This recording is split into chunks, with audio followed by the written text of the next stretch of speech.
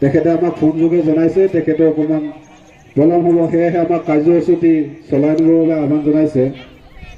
সেয়ে আমি সংঘৰ তৰফৰ পৰা আজি খেলপথাৰ উদ্বোধনৰ কাৰ্যসূচী ৰূপায়ণ কৰিবৰ বাবে আমাৰ ওচৰৰ স্থানীয় যুৱক শ্ৰদ্ধাৰ মাননীয় উত্তম ডেকাদেৱ আমাৰ মাজত উপস্থিত হৈছে। আৰু আমি মোৰ ভাগতে এই উদ্বোধন কাৰ্যসূচীটো